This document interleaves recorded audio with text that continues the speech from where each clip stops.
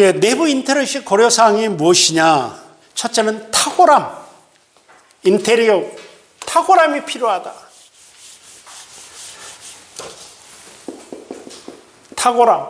탁월한 인테리어. 이런 거 영어로 딱 써버려야 되는데 스펠링에 자신이 없어서 한국말로 썼어요. 탁월한 인테리어다. 그러니까 여러분, 싸게 한다고 너무 싸게 해서 대충 하면 안 된다는 거예요. 현대인들의 수준이 있어요. 현대인들, 언젠가 말을 했는지 모르지만 지금은요, 펑션, 기능만 보는 게 아니에요. 요즘에 기능만 갖고는 승부할 수 없어요. 뭐가 있어야 되죠? 기능 플러스 미가 있어야 돼요. 아름다움이. 이런 게 있어야 돼요. 옛날에는 라디오 소리만 나오면 됐어요. 우리 수준이.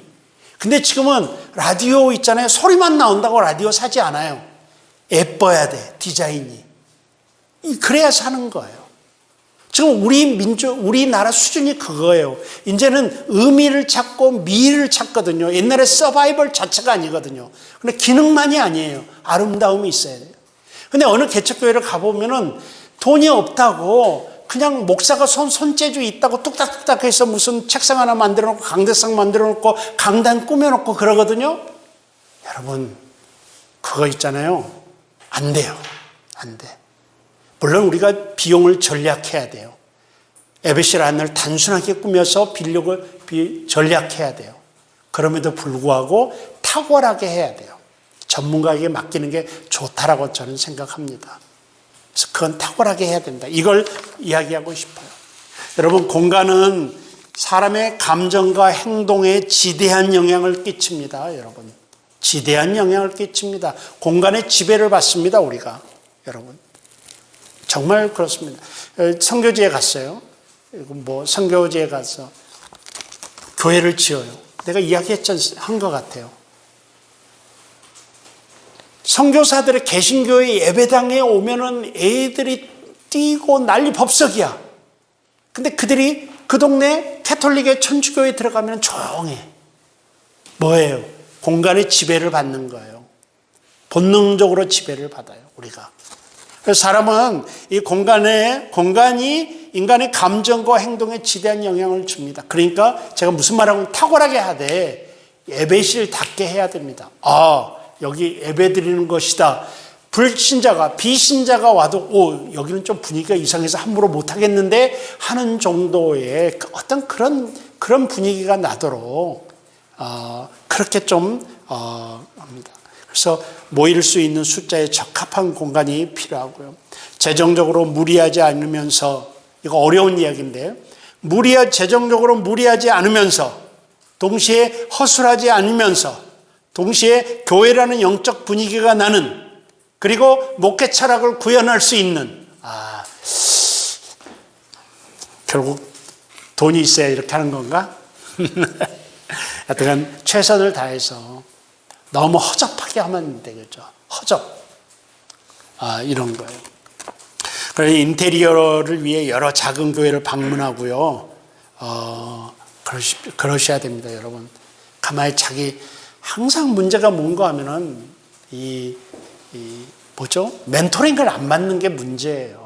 그냥 자기 생각대로. 내가 아무리 자신 있고, 이게 좋은 것 같다 해도 경험자들 찾아가서 물어보고요. 작은 교회들 가서 인테리어 보고요. 그리고 시행착오를 죽이고 비용을 절감하는 그런 방법들을 이야기하고요. 그래서 요즘에, 일하는 목회자라는 그런 페이스북 사이트가 있거든요. 그러면 거기 있는, 거기 보면은 이런 정보들이 참 많아요. 이렇게 인테리어를 하는 목사들도 있고요. 부업으로. 그런 분들을 이렇게 잘 섭외를 하면은.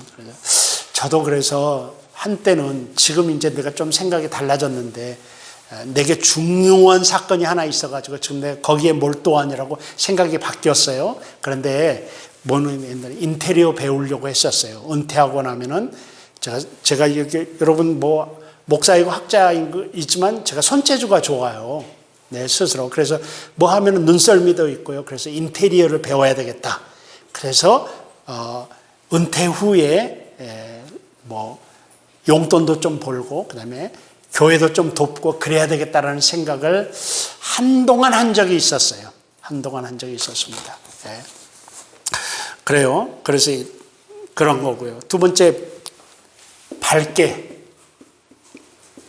제발 교회 좀 밝게 하세요. 밝게. 여러분, 이거 맞아요? 약간 어두침침한 것이 경건스럽다. 맞아요? 맞아요? 틀려요?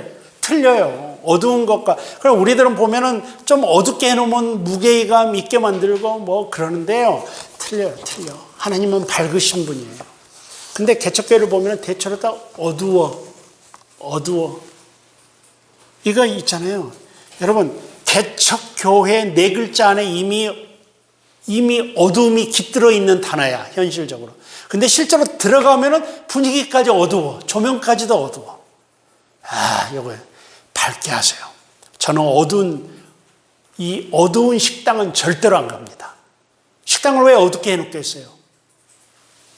더러움을 감추기 위한 이유 아무것도 없잖아요. 그거 외에는 식당을 어둡게 식당에 무슨 분위기 뭐 큰 문제가 안 된 것 같아요.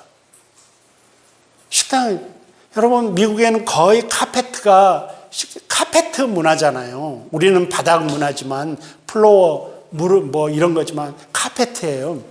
근데 식당의 카페트는 다 어두운 색깔이에요. 왜 그러겠어요? 더러움을 드러내지 않기 위해서예요. 교회가 여러분 어두운 분위기의 교회 여러분 성장하는데 어둠이 그래서 목사님의 성격도 거기서 가름돼요. 여러분 이만한 공간을 얻어서 제가 지금 강의하고 있는 이 교실만한 공간을 얻어서 교회를 이제 개척을 시작했다고 해보십시다. 강대상이 필요하잖아요. 그럼 강대상 카탈로그 보니까 밤색 강대상에 조명 쫙 받아가지고 아주 멋지게 생겼어요. 그래 이거 사자. 그래가지고 가서 밤색 강대상을 딱 사가지고 왔어. 여기다 딱 놨어. 어떻게 되게? 여러분 그건 카탈로그에 있는 그거야.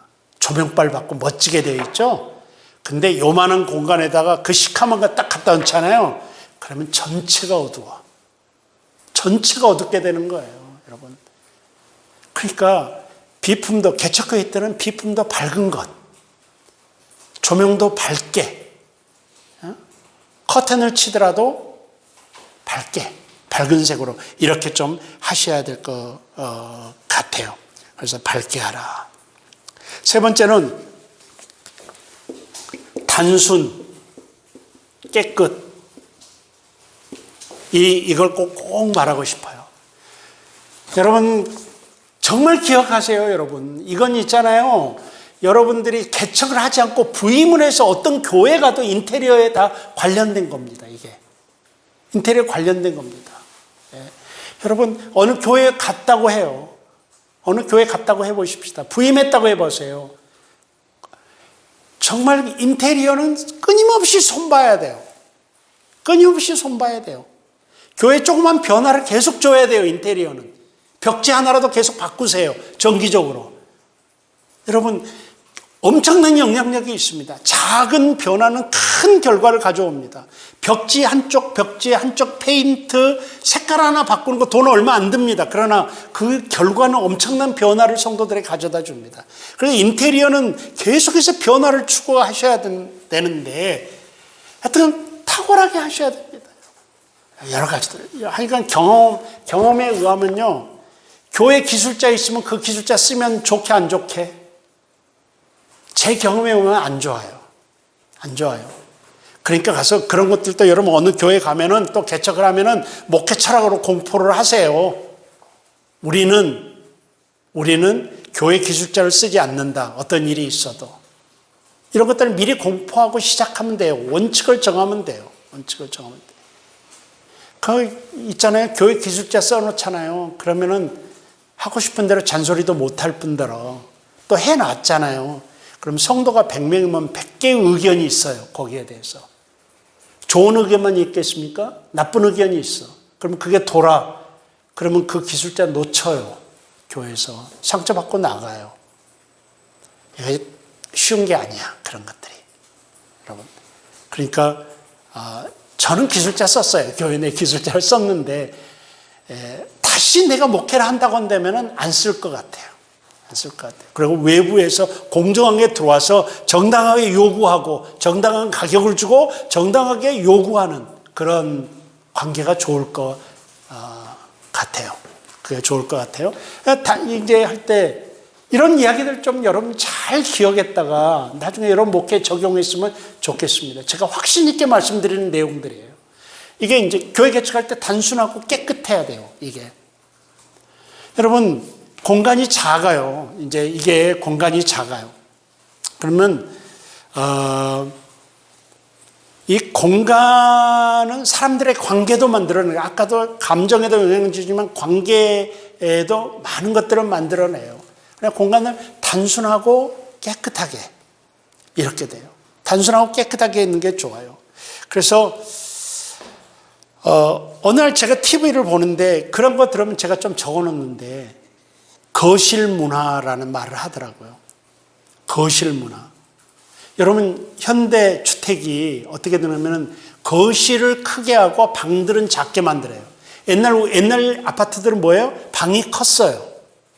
근데 가만히 생각해 보니까 방은 가서 잠자러 갈 때밖에 안 쓴단 말이에요. 근데 거실이에요. 일본의 이야기를 하는데 일본은 아이들이 방에 들어가서 공부를 못하게 한대요. 어떤 분이.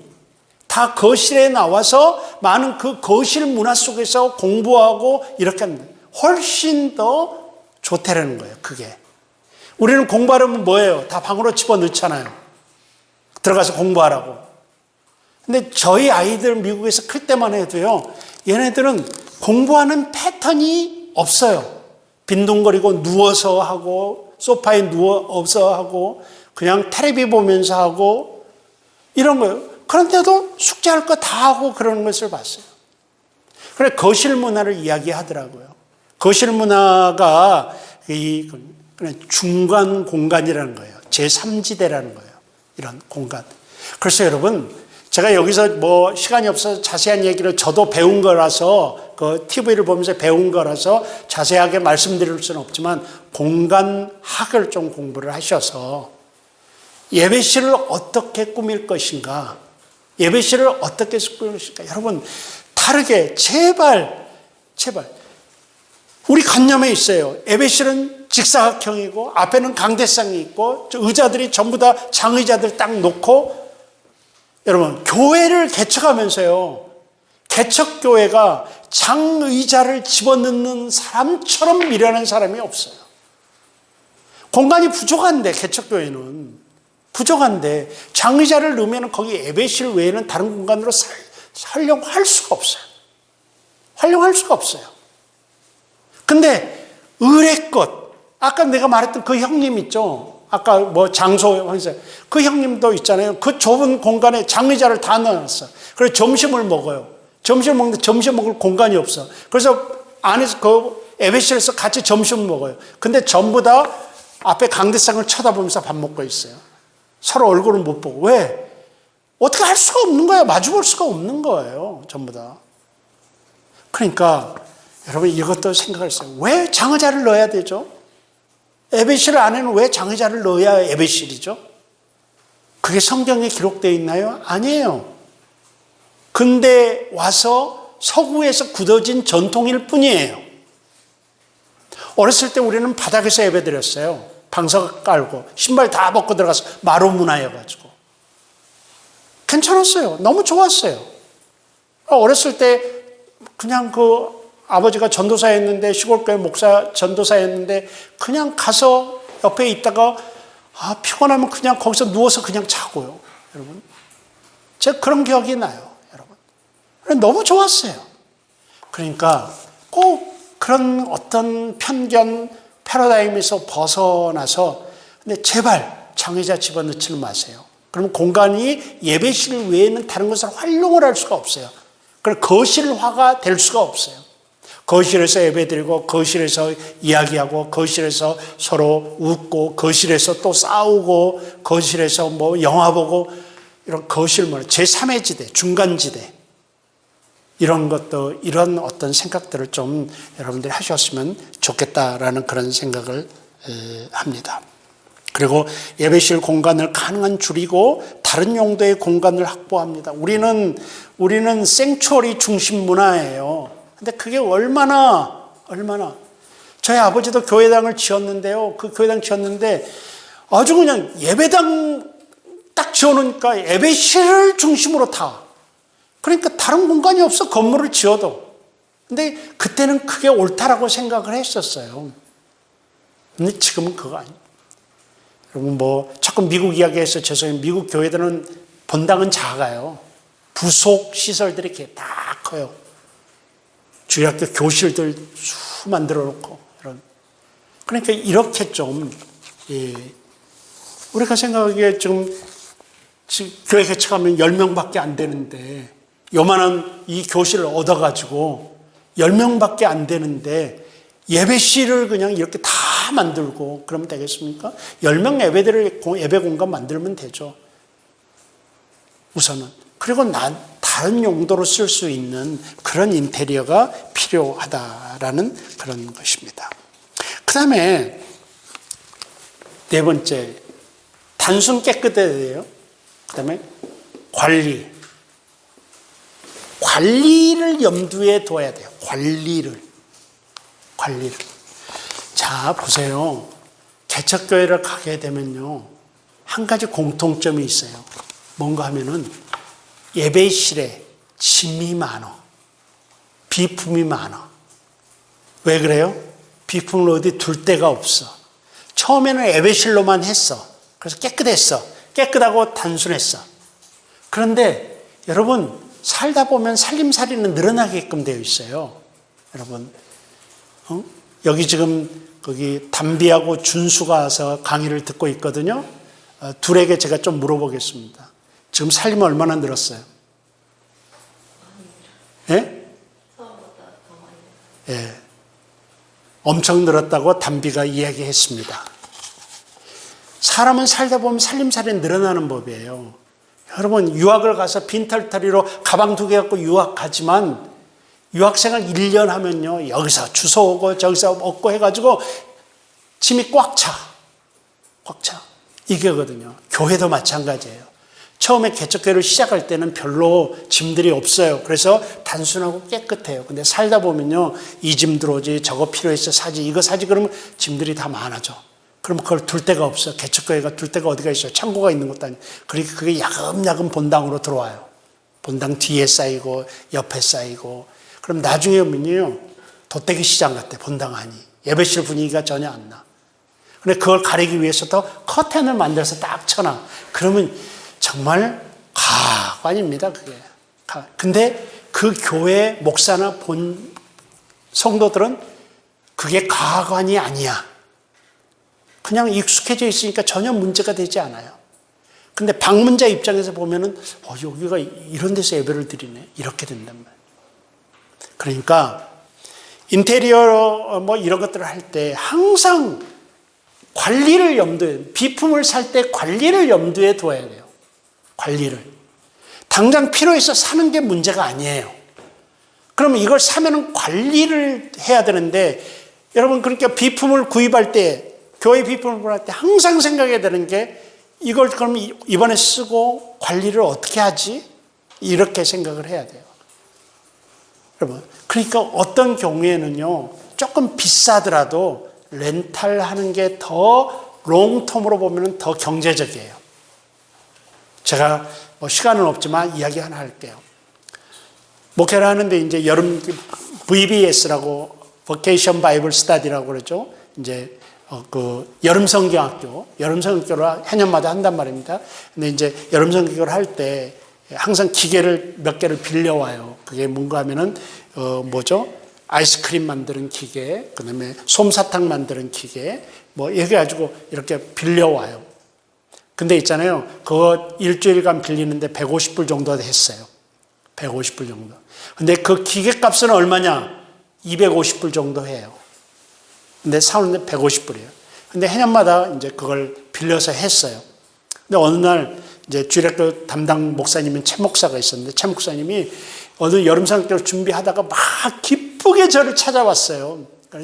목사님, it's good news 막 그러는 거예요. 그래서 뭔데? 그러니까 장로님께서 그 기계를 사라고 1,000불을 주셨다라는 거야.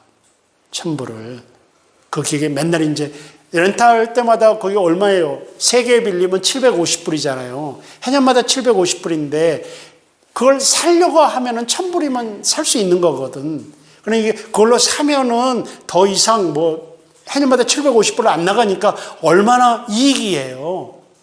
그러니까 막 이 최 목사가 신이 나가지고 장로님이 돈 주셨다 그러면서 당장 사러 간다고 어쩐다고 막 그러면서 목사님 같이 가자고 어쩌자고 그런 거예요. 내가 가만히 듣고 있다가 최 목사 그거 사오면 어디다 둘 건데 그거 기계가 있잖아요. 여기 이거 보이세요? 우리 지금 여러분 앉아있는 책상 정도 커요. 상당히 커요. 이게 그 기계가 하나가. 근데 그게 3개를 덜럭 사달았다고 해보십시다. 나무집에 사는데 우리 나무집이 있는데 그래서 최 목사 그거 어디다 놓을 건데 어떻게 관리할 건데 그러니까 최 목사도 좀 난처한 거예요. 이거 어디다 관리하지? 최 목사 1년에 한 번 쓰는 건데 그거 1년에 한 번 쓰는 건데 그거 샀다고 해봐. 신났지? 그러면 1년 동안 한 번도 안 쓰니까 어디다 두겠어? 우리는 둘 데도 없으니까 아마 저 후미진 그 교회 뒤쪽에 그쪽에 있었어요. 뒤쪽에다 아마 세워놨을 거야. 그것도 바깥쪽으로. 그러면 최 목사 여기서 평생 있을까요? 공부 끝나면 가잖아. 그러면 뒤에 오는 사람은 그거 있는지도 모를 거야. 그리고 그 뒤에다가 놔뒀기 때문에 1년 지나면 고장 날 수도 있고. 그러니까 최 목사 가서 렌트해, 렌트. 제가 이렇게 이야기했어요. 제가 생각하기에는 관리를 할 수가 없는 거야. 그러니까 렌탈이 더 싼 거야. 우리 집이 있고 우리 창고가 만들어지기 전까지는 렌탈이 더 싼 거야. 그래서 제가 못 사게 했어요. 그러니까 최 목사가 시무룩해서 나가. 관리를 염두에 두지 않잖아요. 관리를 염두에 두지 아니하면 나중에는 대책이 없는 거예요. 그게.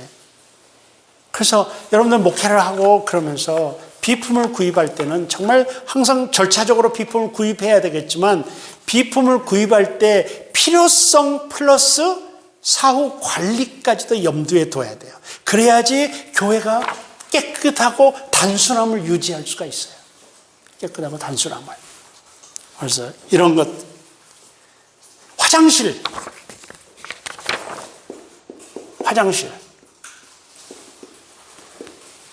정말 개척교회를 하면서 교회 자체 화장실을 갖고 있기는 힘들거든요.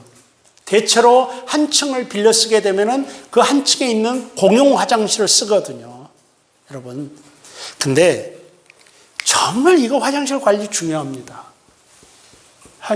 무슨 말을 내가 하고 싶은가 하면은 아까도 말했지만 우리는 있잖아요. 화장실의 용도가 1차적인 목적인 나라는 넘어섰어요. 지금. 옛날에는 화장실에 냄새가 났든 뭐 지저분했든 용변만 볼 수 있으면 it's okay. 지금 우리 국민들, 우리나라는 그게 아닙니다.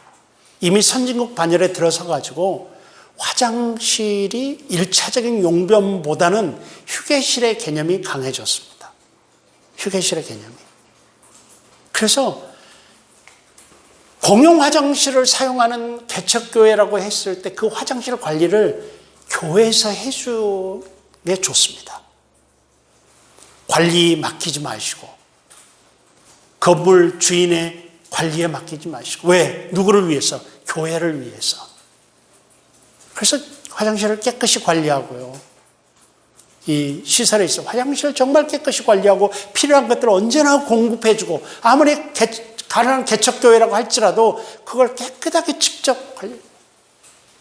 여러분 교회 개척에서 목사와 사모가 주일 아니 토요일 저녁에 와서 하고 안 볼 때 가서 화장실 청소하는 거 why not? 왜 못합니까 그거? 그보다 더한 일도 하는데 교회 개척자들이. 그래 화장실을 깨끗하게 관리해야 됩니다. 여러분 생각해 보십시오. 교회 와서 2시간 있다고 해보십시다. 모든 성도가 2시간 있으면 반드시 한 번은 화장실을 가게끔 되어 있습니다.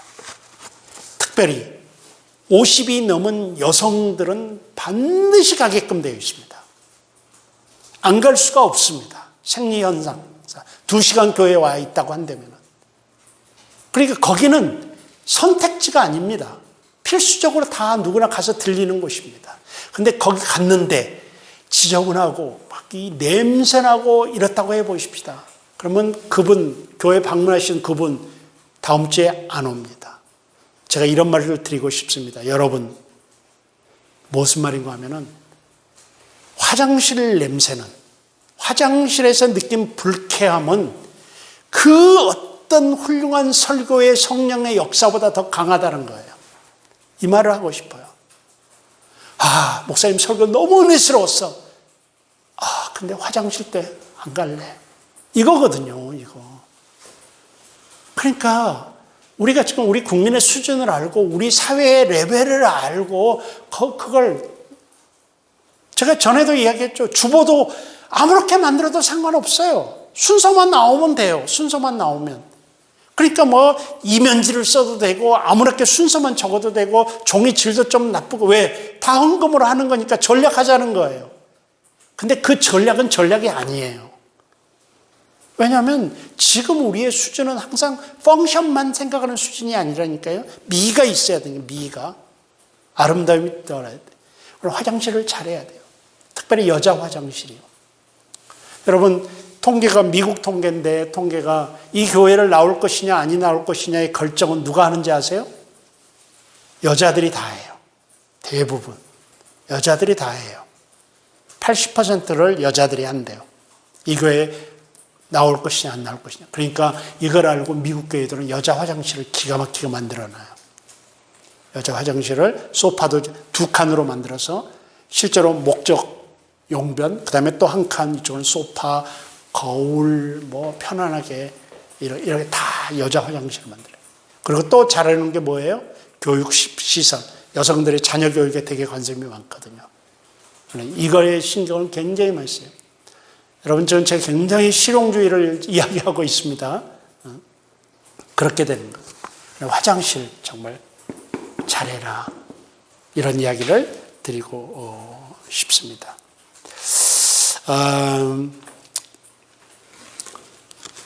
한 가지 더. 이제 이건 전략. 그럼에도 불구하고 우리가 전략을 해야 돼요. 왜냐하면 모든 비용은 하나님의 자원입니다.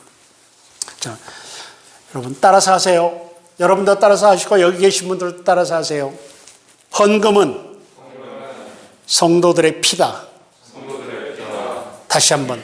헌금은 성도들의 피다. 여러분 성도들의 피를 함부로 써서는 안 됩니다. 함부로 써서는 안 됩니다. 여러분 함부로 사용하지 않아야 됩니다. 그러니까 전략해야 되고요. 꼭 쓸 때 써야 되고요. 제가 그 일불 때문에 막 욕하고 그랬다는 이야기 했습니까? 돈 1달러 때문에 내가 욕하고 하는 거 했어요? 했죠? 제가 미국에서 아르바이트 하면서 일불 때문에 제가 약간 미국에 가서 많은 정말 하나님의 은혜를 받았는데 정말 큰 은혜는 성도들이 이렇게 돈을 버는구나 이거예요. 성도들이 정말 이렇게 돈을 버는구나. 제가 아르바이트하고 먹고 거기서 각종 일을 해서 먹고 살면서 느낀 게 그거예요. 근데 이렇게 벌어서 교회에다 11조 내는구나. 그러니까 나 같으면 못 낼 것 같은 느낌이 드는 거예요. 내가 이렇게 해서 돈 벌고 일불 덜 받아가지고 화가 나고 막 그러는데 이렇게 번 돈 중에서 11조를 하나님 드려. 못할 것 같은 거예요. 제가 그걸 깨닫는 게 정말 큰 은혜였습니다. 제가 그런 내 경험 뒤에 성도들한테 헌금 설교가 달라졌던 내용은 똑같아요. 그래도 헌금하라고 하죠. 그런데요, 내 마음의 동기가 달라요. 그들에게 말하는 내 마음의 하트가 달라져요. 이게 이런 거였거든요. 성도들이 귀하게 헌금합니다. 정말 피값입니다. 피값. 그래서 이걸 함부로 써서는 안 되는 거예요. 제발 여러분 목사님들 중에 성도들 헌금 함부로 사용하고 이런 모습들이 없잖아 있는 것 같은데 정말 잘 쓰셔야 됩니다. 그래서 헌금은 성도들의 피니까 함부로 사용하지 않도록 하고 초기 인테리어 비용을 그래서 최소화하도록 해야 됩니다. 그렇다고 앞에서 말했듯이 전문가가 아닌 본인이 그런 일을 함으로 공색하고 조잡하게 하는 일은 없었으면 좋겠습니다. 또 그리고 중고 교회 비품 판매하거나 혹은 무료로 얻을 수 있는 사이트나 이런 것도 많거든요. 우리는 성전주의에서 좀 벗어났으면 좋겠습니다. 그러니까 저희 아버지도 성전주의가 있어요. 그게 뭔가 하면은 교회의 비품은 언제나 새 것으로, 최고의 것으로 이게 있어요. 그래서 그게 얼마나 물론 정성은 좋아요. 그런데 그게 얼마나 무의미한 일이에요. 무의미한 일이에요. 여러분 여기 강대상에 이거 있습니다. 이거 강대상이 뭡니까? 왜 이게 거룩한 성 뭐라고 그러지 이걸? 성물이라고. 왜 이걸 성물이라고 합니까? 하나님을 위해서 사용되니까 성물이지 이거 자체가 성물의 의미를 갖고 있는 건 아니거든요. 이건 나무에 불과합니다. 이거 있잖아요. 저기 쓰레기통에 갖다 딱 놓으면 쓰레기입니다. 근데 이게 정말 이 책상에 럭키하게도 이게 오늘 여기서 쓰이고 있는 거예요. 그러니까 성물이 된 거예요. 그러니까 물건 자체의 거룩성이 있는 게 아니라 용도 때문에 거룩해지는 거거든요. 그러니까 성전주의에서 탈피하면 좋습니다. 중고 쓰면 어떻습니까? 중고 쓰면. 그러니까 싸게 구입하고 의미 있게 해서 다 해서 전략하는 방법으로 나가야 되는 것입니다. 예, 그렇게 했으면 좋겠고요. 또 제가 최근에 한 2년 전쯤에 알게 됐는데 어떤 동백에서 교회를 개척했다가 문을 닫으신 목사님을 만났어요. 그런데 그 목사님이 저한테 가슴을 치면서 하는 이야기가 있었어요. 그게 뭔가 하면은 우리나라에서는 이 공간을 얻어서 하면은 인테리어를 하는데 나갈 때는 다 뜯어야 된다면서요. 다 온상복귀를 하고 나가야 된대요. 난 그때 처음 알았어요. 그게 온상복귀를. 근데 자기가 정말 교회를 문을 닫은 것도 정말 슬픈 일인데 더 슬픈 일은 인테리어 해놨던 걸 다 뜯어낼 때래요. 이때 이 작업을 자기가 했는데 정말 눈물을 흘리면서 이 작업을 했다는 거예요. 인테리어를. 무슨 말을 하는가 하면은 그래서 너무 인테리어를 화려하고 고급스럽게 할 필요가 없다라고 저한테 그러는 거예요. 돈 많이 들여서 할 필요가 없다라는 거예요. 왜냐하면은 많이 투자해 놓잖아요. 그러면 주도권을 건물주가 갖는데요. 건물주가 렌트비를 올려달라고 해도 이거 투자해 놓은 게 있으니까 울며 거저먹기로 올려줄 수밖에 없대요. 그러니까 그 이야기를 저한테 하는 거예요. 그러니까 우리가 개척을 하면서 너무 인테리어를 고급으로 비싸게 투자해 놓으면은 그 주도권을 건물주가 자연스럽게 갖는데요. 렌트비를 올리고 하는 그런 데에 대해서. 그러니까 그것도 고려해라. 그리고 또 한 가지는 in case 어떤 경우에 이걸 우리가 철수해야 될 때 정말 가슴 아프대요. 이렇게 다 해놓은 걸 몸소 뜯어야 되니까. 그래서 그런 이야기도 하더라고요. 그래서 여러분 밖의 상황을 여러분이 좀 참고했으면 좋겠습니다. 인테리어를 보면 목회자의 생각을 알 수가 있습니다. 그래서 정기적으로 교회 인테리어를 바꿉니다. 안주하지 않고 새로운 분위기를 창출하기 위해서라는 것을 여러분들이 기억하시고 인테리어를 벽지 하나라도 바꾸고요. 페인트 색깔 하나라도 정기적으로 이렇게 바꾸고 그러면은 아까 말했듯이 작은 돈을 투자하고서도 큰 분위기 변화를 가져올 수 있는 그런 겁니다. 사실 이건 이제 목회 현장의 이야기이기 때문에 막 생각나는 게 너무 많습니다.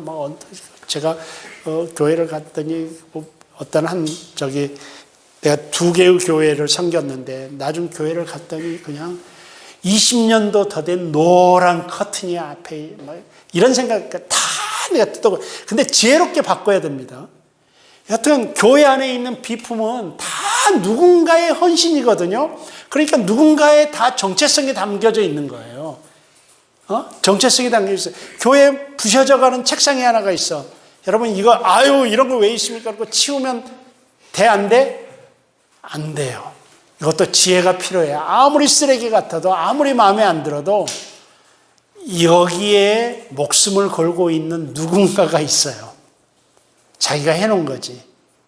그러니까 이런 것들 정말 우리에게 지혜가 필요합니다. 지혜가 필요하지만 약간 그렇다고 안 바꿀 수 없습니다. 다 바꾸고요. 다 바꾸고요. 저는 이런 방법을 씁니다. 여기 책상을 누군가가 했어. 근데 다 낡았어. 없어. 근데 이걸 채워야 돼. 그럼 어떻게 하면 좋게? 어떻게 하면 좋게? 이걸 도네이션 한 분을 찾아가. 집사님, 하나 더 하세요. 이거 너무 낡았으니 이 자리에 집사님 또 하나. 대부분 합니다. 대부분. 자기에게 또 기회를 주면은 대부분 합니다. 지혜가 필요하지만, 그리고 형편도 보고 이야기하죠. 무조건 말하면 안 돼요. 형편도 보고. 그러니까 이게 이제 이런 판단력이 목회자의 순발력입니다. 순발력이에요. 누가 가르쳐 주지 않아요. 이런 순발력들이 순간순간 나올 수 있어야 될 줄로 생각합니다. 여러분 책 266페이지를 한번 보세요.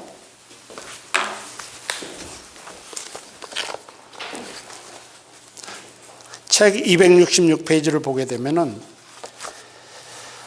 교회 개척자와 교회당 가로 열고 시설 해가지고 구별돼서 밑에 바탕에 색깔을 집어넣어서 그게 269쪽까지 있습니다. 269쪽까지. 여러분 적어도 제가 공부를 하면서 자료 모아놓은 것들을 이곳에다 이렇게 실어놨습니다. 건물에 대해서, 교회당에 대해서, 시설에 대해서 학자들이 뭐라고 하고 있는가 이런 내용들을 실어 놓았습니다. 닐 콜은 건물은 좋은 것도 나쁜 것도 아니다. 다만 건물은 생명체가 아니기 때문에 번식할 수 없다. 거액의 돈이 들어가고 유지비가 들어간다. 궁극적으로 사람들로 하여금 건물에 헌신하게 만든다. 한 장소에 오래 머물게 되면 결국 교회와 교회 건물을 동일시하게 된다. 정확한 말입니다. 여러분, 정확한 말. 여러분 교회에서 오래 다니신 분 교회에 충성합니까? 교회당에 충성합니까? 교회당에 충성하는 경우가 많습니다. 이게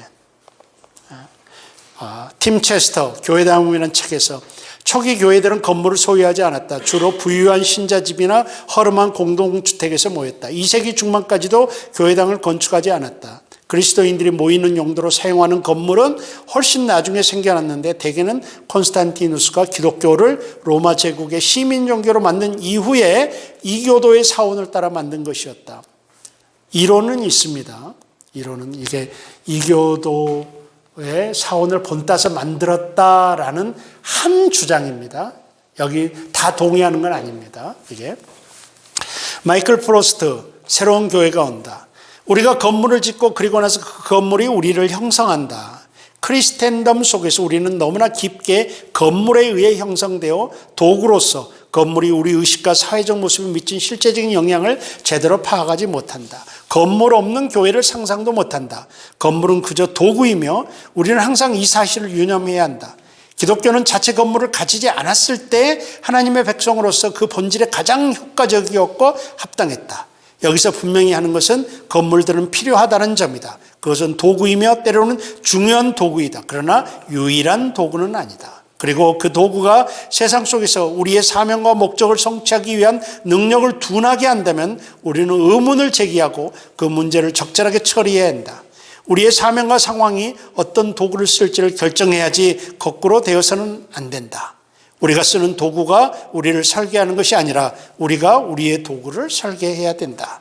교회가 교회당을 관리해야 된다라는 그런 의미입니다. 스테처와 레이너, 교회혁명, 변혁적 교회에서 역시 그런 우리나라 정용성 닭장교회로부터 도망하라. 이건 제가 감동 깊게 읽었던 책입니다. 진짜 이런 분들은 그냥 목사님이거든요. 근데 목사님들이 정말 이런 책들을 쓰고 그러는 게 나는 놀랍습니다. 그러니까 우리나라 기독교가 희망이 있는 게 이런 목사님들이 이렇게 대단한 의식들을 가지고 있어요. 그러니까 사람이 건물을 만들지만 건물은 사람을 만든다. 큰 건물을 사용하는 인간을 소외시키고 차별한다. 바벨탑 문화를 만든다. 예루살렘 성전의 3배 이상으로 성전을 짓던 헤롯 가문. 한국 교회 초기 건물들은 초가집과 평민의 집이었다. 하지만 교회 건축 양식이 근대식으로 변하면서 교회 내 위계 질서가 강화되었다. 이런 거죠. 그러니까 공간이 위계 질서를 만드는 거죠. 여러분 대전에 어떤 한 교회를 가서 설교를 했는데 이 강대상 그러니까 설교하는 게 한 계단 10개 올라와 있어요. 그러니까 굉장히 높고요. 저기 거기서 설교하면 당연히 내가 최고인 것처럼 느껴질 것 같아요. 그리고 성도들은 당연히 목사를 훌륭하고 우러러 볼 수밖에 없어요. 아예 이렇게 우러러 봐야 되니까 높으니까. 꼭 하고 싶은 말이 있었는데 설교 시간에 설교하는 도중에 끌어내릴까 봐 제가 말을 못했어요. 그 말이 뭔지 아세요? 이 계단 좀 내리세요. 이 계단 좀 깨부시세요. 그 말을 하고 싶었는데 공간이 사람을 유계질서로 만들어요. 그러나 2번 보세요. 268번 2번. 교회당이 주는 유익함이 있다. 대부분의 사람들이 무형교회에 대한 이해가 부족하기 때문에 공간으로서 교회당이 주는 유익함이 있다. 보이는 교회당은 상징성과 집중력을 준다. 또 교회당은 성도들의 영적인 피로도를 줄이고 영적 양식 공급에 유리한 유익함이 있다. 집 없는 사람에게 삶의 피로도는 가중된다. 종교적 의미가 담긴 공간은 성도의 신앙생활에 큰 역할을 한다. 교회당은 사람들과의 접촉적 기능을 제공하는 차원에서 유익함이 있다. 그래서 3번 교회당과 그 시설에 관해 고려할 사항, 건물 중심의 목회나 교회 개척을 제고한다. 그러나 2번 교회당과 그 시설을 비본질적인 요소로만 간주하여 실용적으로만 접근해서는 안 된다. 4번에 교회당과 시설, 그 사용에 대한 확고한 신학과 철학 그리고 원칙이 필요하다. 결국 목사는 교회 운영에 대한 확고한 원칙이 있어야 하고 그 원칙에 따라 교회당을 구성해야 합니다. 그것도 정도에 따라서. 교회당과 시설을 지역사회와 연계하는 공공성을 유지해야 합니다. 교회당은 오직 성도를 위한 것이어서는 안 됩니다. 지역의 주민들에게 유익함을 주어야 한다. 교회가 납부해야 하는 세금을 주민들이 납부하고 있다. 이런 말들은 제가 좀 구별해서 써놨습니다. 그 외에도 이 책을 쓰고 난 다음에 발견한 그런 하워드 스나이더의 책, 세포도주는 세부대라는 책이 있거든요. 하워드 스나이더의. 거기에 보니까 정말 이 교회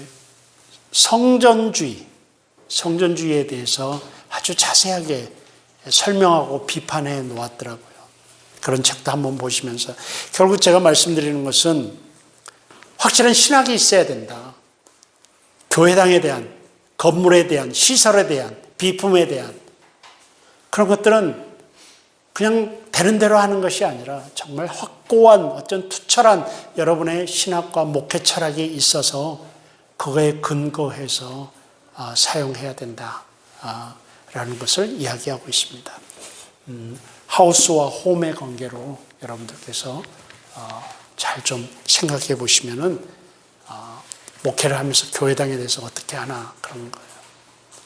여러분, 제가 은사가 한 분이 목회를 할 때 교회를 개척했는데 당시 우리 교단에 미국에 이제 교단에 큰 선생님 한 분이 계셨어요. 그래가지고 내가 개척을 한다니까 그분이 하면서 교회당 지으라고 무조건. 그러면 교회 부흥한다고. 정말 그들이 갖고 있는, 그 시대에 그분들이 갖고 있는 그 신학적 프레임은 깨부실 수가 없어요. 그런데 이제 저도 이민교회 하면서 마지막 그 교수로 오기 전에 꿈이 이제 교회당을 지을까라고 했었어요. 근데 진짜 지으려고 시도했어요. 그러니까 제가 목회를 하면서 딱 내가 원하는 거 못 해본 거, 하나님 앞에서 내 나름대로 소신이고 하나님이 주셨다고 하는 비전이고 해가지고 한 걸 거의 다 해봤는데, 거의 다 했는데 딱 하나 못한 게 교회당 새로 짓는 거예요. 그래서 진짜 시도도 했어요. 시도했는데요, 한참 나가는데 마음이 안 편해요. 그래서 성도들도 목사가 한다고 그러니까 따라오긴 하는데 장로님들부터도요 그렇게 적극성을 안 보여요. 행복해하지 않는 것 같아요. 그런 생각을 많이 했어요. 그래도 일단 시작했는데 가야죠. 가는데 가려고 이제 본격적으로 하는 찰나에, 여러분 아세요?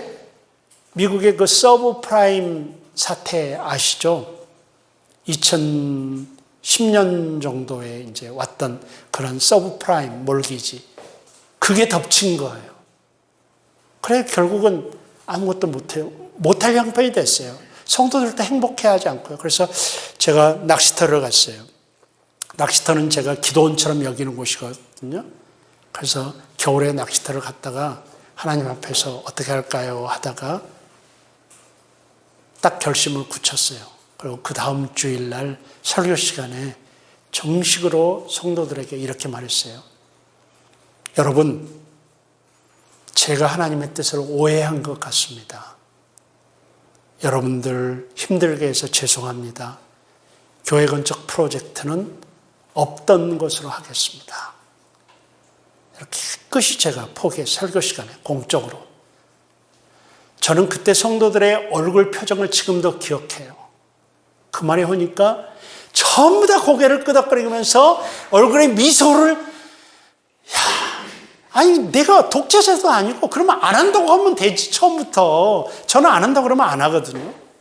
근데 너무너무 행복해요. 그 주일이야만. 그래서 못했어요.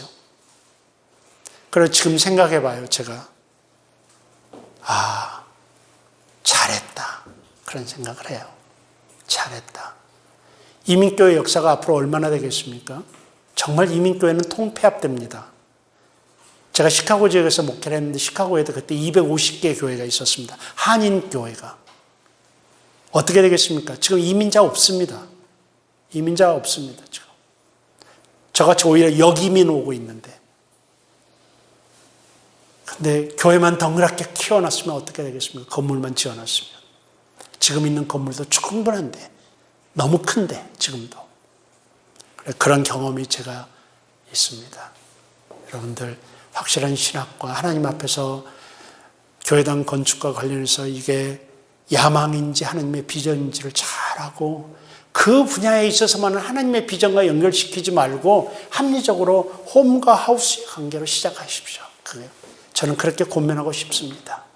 오늘 수업 여기서 마치도록 하겠습니다. 여러분들 이제